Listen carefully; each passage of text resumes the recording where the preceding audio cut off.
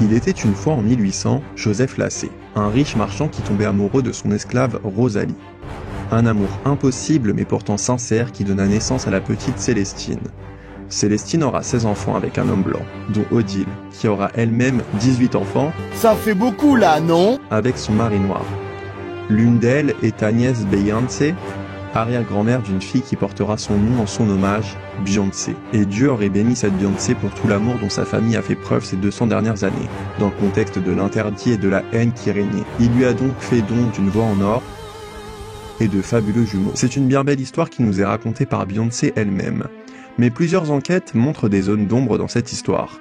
K.W. Miller, un homme politique au Congrès de Floride, affirme même qu'elle est complètement fausse et que Beyoncé n'est même pas afro-américaine. Selon lui, elle s'appelle Anne-Marie Lastrassi, c'est une Italienne démoniaque qui voue un culte aux églises sataniques de l'Alabama et de la Louisiane.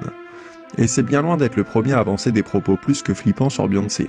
En fait, depuis qu'elle a commencé sa carrière avec les Destiny's Child en 90, il y a beaucoup de doutes sur ses origines et sur ses réelles intentions.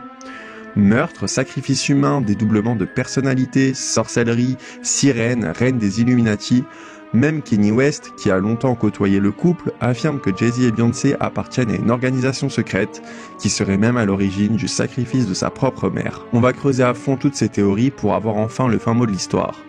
Un conseil, ne regardez pas cette vidéo avant de dormir, vous risquerez de voir Beyoncé dans vos pires cauchemars. Nous sommes dans les années 90. Macho Knowles, père de Beyoncé, quitte son travail pour se consacrer à plein temps dans la carrière de sa fille qui était alors avec un groupe de 3 autres filles, les Destiny's Child. Très vite, le groupe connaît la gloire et la notoriété aux États-Unis, mais aussi à l'étranger. Mais sur les 4 puis 3 jeunes idoles, une seule semble se démarquer des autres. Une fille bourrée de talent, mais affreusement timide, qui ne fait quasiment aucune prise de parole en public et ne livre aucune interview. Quelques années plus tard, la voilà qui quitte son groupe avec son nouveau manager Jay-Z, et elle entame sa carrière de la meilleure des façons avec le cultissime Crazy in Love. Mais au milieu de l'engouement qui montait sur la mystérieuse Beyoncé, se trouvait une mort tout aussi étrange. La mort de celle qui aurait dû être sa principale concurrente, Aaliyah. Aaliyah avait 1 an et demi de plus que Beyoncé. Elle était très proche de Jay-Z qui était quant à lui fou d'elle. À tout juste 22 ans, elle avait déjà des millions de fans, elle savait chanter, danser et n'était pourtant qu'au début de sa carrière. Elle revenait alors d'un tournage pour son nouveau clip en avion, et je pense que vous connaissez déjà l'histoire, celui-ci s'est écrasé peu de temps après le décollage. Mais ce qui ressemblait à un tragique accident n'en était pas forcément un. Aaliyah refusait de monter dans cet avion.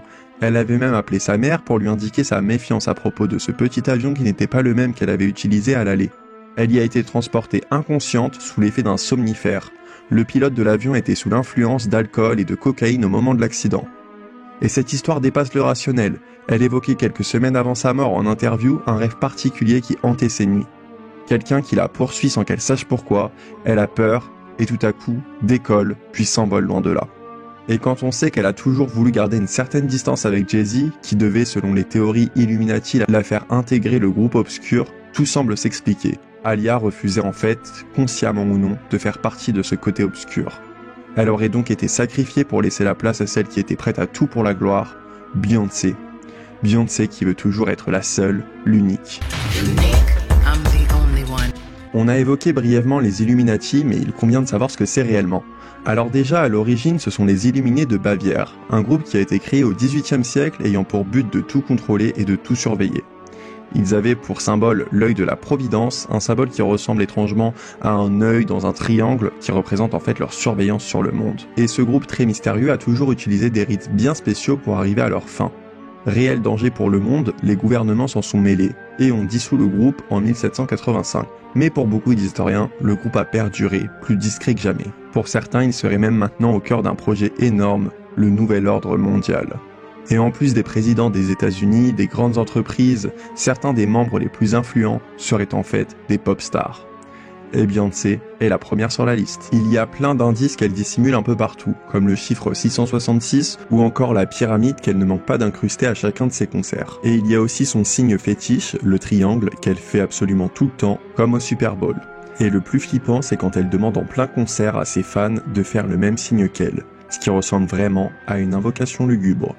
Et up and down, up and down, up. Vous pensez Beyoncé trop pure pour être liée à une organisation satanique? Eh bien, je vous conseille aussi de regarder plus en détail ses clips et les paroles de ses chansons.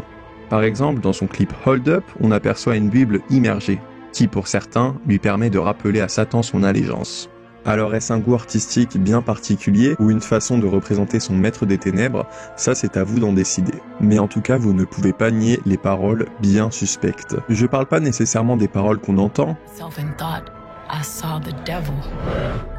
mais plutôt des messages subliminaux. Ils sont camouflés en reverse pour qu'on s'en imprègne dans un niveau inférieur à notre état de conscience. Single Ladies qui nous a tous fait danser, qui donne en reverse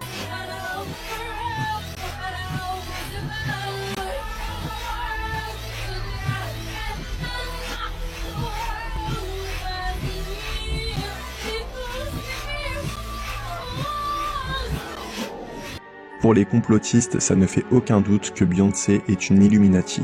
Beyoncé serait la membre la plus dangereuse, voire même l'incarnation de Satan. On va pas se repasser en boucle toute l'histoire, mais selon les Saintes Écritures, Satan, avant de devenir un ange déchu, était une star au paradis et c'est justement ce qui aurait causé sa perte. Et pour rappel, un lien spécial est supposé exister depuis la nuit des temps entre le diable et la musique. Les chants païens, les danses macabres, l'ascension du métal et du rock'n'roll n'en sont qu'une infime partie. La notion de pacte avec le diable a même vu le jour au Moyen-Âge. Et un violoniste italien l'aurait fait bien avant Anne-Marie Lastrassi, alias Beyoncé. On parle de Niccolò Paganini. Il aurait aussi été touché par la grâce funeste de Méphistophélès. Son physique longiligne et austère, mais aussi sa technique talentueuse, font qu'il était régulièrement comparé au diable en personne. Beyoncé démoniaque, ça peut être contradictoire avec tous les messages publics remplis d'amour qu'elle livre. Mais la Beyoncé gentille, livrée justement dans une de ses rares interviews, des confidences très flippantes à propos d'une certaine Sasha Fierce. Sasha Fierce. Sasha la contrôle à chaque fois qu'elle monte sur scène. Elle dit que la première fois ça lui avait vraiment fait bizarre, mais que depuis c'est devenu récurrent. C'est par le biais de cette Sasha qu'elle puise sa force. Et quand cette Sasha arrive, ça fait des trucs qui ressemblent beaucoup aux possessions dans les films. Oh, something else come into me.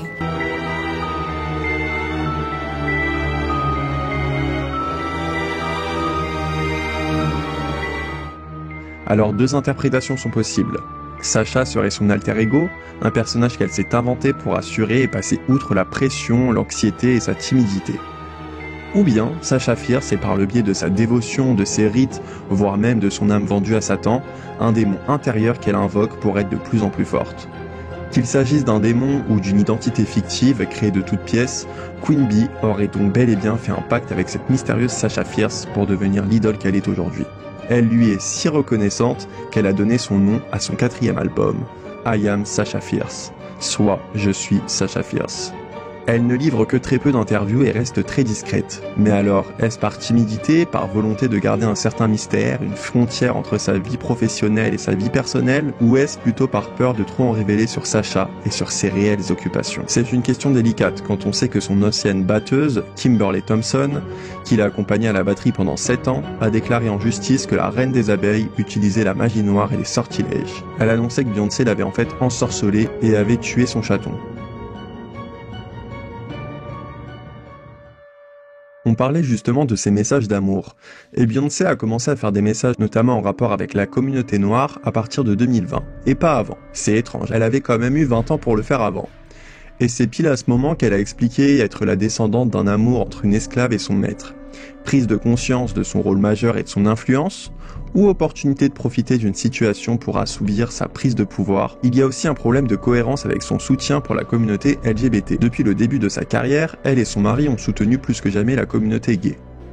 Le dernier album de Queen Bee est influencé par la culture Queer House, dont son regretté oncle Johnny faisait partie. Elle lui dédiait cet album et parle très souvent de lui dans ses rares discours. Mais après autant de soutien à la communauté LGBT, elle a fait son retour sur scène après 4 ans d'absence dans une ville complètement contradictoire avec tous ses messages. À Dubaï, soit un pays qui sanctionne lourdement les relations homosexuelles. Les internautes se mettent donc à douter plus que jamais sur la sincérité de Beyoncé, et même sur les vrais enjeux derrière ce concert à Dubaï. Tout laisse à penser que ce retour était satanique.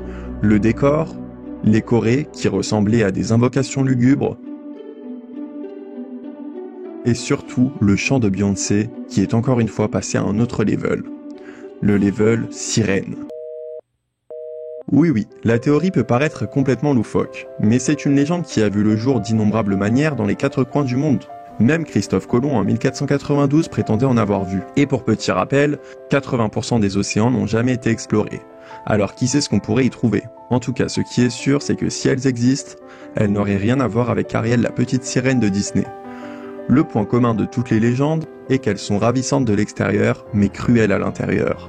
Elles attirent leurs victimes avec leur douce mélodie, envoûtantes pour leur aspirer leur âme et les tuer. Retour au concert de Dubaï. 3 actes de 6 musiques, 6, 6, 6. Et la dernière d'entre elles est Drink in Love, issue de son album sorti le 13 décembre 2013, une date bien particulière quand on sait ce que signifie le chiffre 13. Le tube était sorti avec un clip en noir et blanc dans lequel elle est sur une plage. Il prend tout son sens avec la théorie des sirènes. Sa note finale hante les réseaux sociaux, alors que les téléphones étaient pourtant interdits.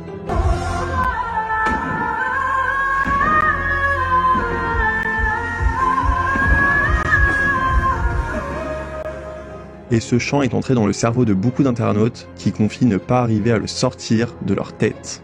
Dans la mythologie grecque, Circé avait averti Homère de mettre de la cire sur ses oreilles au cas où il croiserait des sirènes pendant son périple. Et c'est ce qui lui est arrivé. Et malgré la cire, il a dû demander à ses compagnons de l'attacher pour ensuite les supplier de le libérer afin d'aller voir ces créatures sataniques. Dans la folklore japonaise, les sirènes sont tout aussi démoniaques. Elles ont le don de la jeunesse et de la beauté éternelle contre une malédiction impérissable. Et forcé de constater qu'à 42 ans, Beyoncé n'a toujours pas une ride. Ce concert serait donc le début de la phase finale de son plan macabre. Et d'ailleurs, pour son plan, elle n'aurait pas sacrifié que l'âme d'Alia.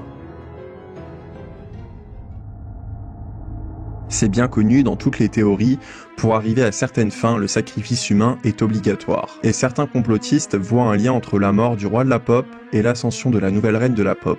En fait, l'un nous quitte le 25 juin 2009, tandis que l'autre devient la reine du show à la sortie de son album la même semaine, 2 ans jour pour jour. Elle revient sur scène en dépassant les limites d'un être humain.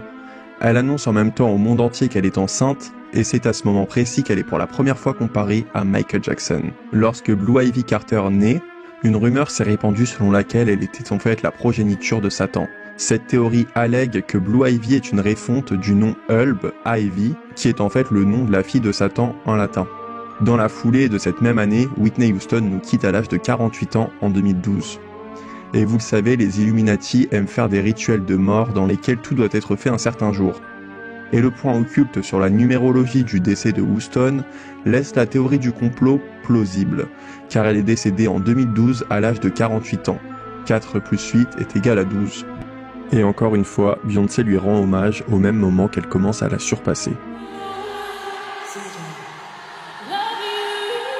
Il y a aussi beaucoup de rappeurs américains qui nous ont quittés entre 2017 et 2020. Aussi talentueux les uns que les autres, elles seraient toutes liées à des enjeux Illuminati, certaines liées à Jay-Z. Pas vraiment de rapport avec Beyoncé pour l'instant. Enfin, jusqu'au dernier d'entre eux, qui termine la boucle. Martel de Rouen, plus connu sous le nom de Cardone, qui se trouvait être le cousin biologique de Beyoncé. Il était très discret et humble, et avait une réelle passion pour la musique. Il a toujours refusé de profiter du nom de sa cousine pour sa carrière, et il voulait réussir par ses propres moyens. Et en pleine préparation de son nouvel album, il a été retrouvé mort chez lui à cause d'une balle dans la tête. Pour sa petite amie, la coupable est une certaine Sasha Scare. Elle déclarait à la police « Aidez-nous à retrouver cette fille, elle est dangereuse, je suis certaine qu'elle va tuer de nouveau. » Et cette Sasha Scare aurait-elle un lien avec la Sasha Fierce, de la cousine du rappeur? En tout cas, la fameuse Sasha est aujourd'hui en prison pour son crime qui a été prouvé, sans qu'aucune raison n'ait été trouvée pour expliquer son geste fatal. Beyoncé n'a à aucun moment réagi à toute cette histoire qui impliquait pourtant son cousin, alors qu'elle est très famille et habituée aux grands hommages. Elle se contente d'annoncer dès le mois suivant qu'elle travaille sur son nouvel album, Renaissance. Album qui la remettra plus que jamais sur le devant de la scène et la fera détenir de nouveaux records. Ça fait beaucoup de choses étranges, non? Elle serait en fait la reine du groupe satanique avec Jay-Z comme roi. Et leur princesse viendrait de la Barbade. Elle s'appelle Rihanna.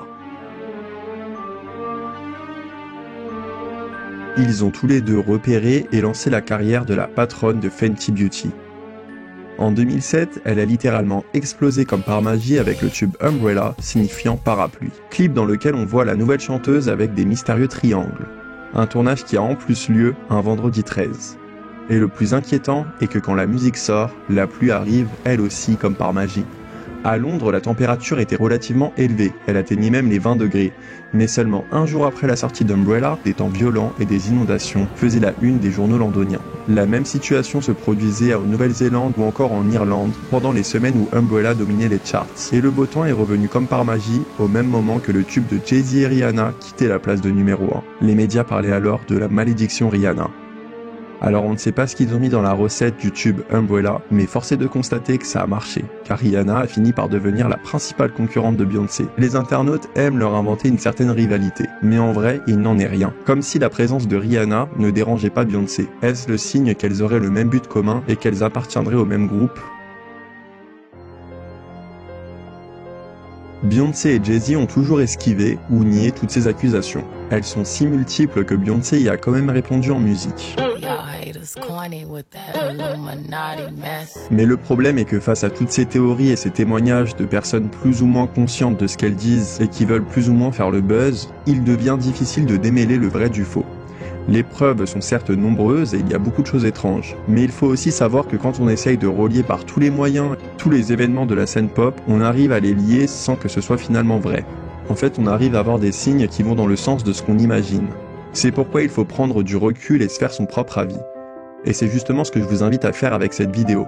Parce que la vraie question est de savoir si Beyoncé est réellement dangereuse et maléfique, ou si ce ne sont que des bêtises inventées pour trouver une explication à un succès, une presque perfection et un talent qui nous dépasse.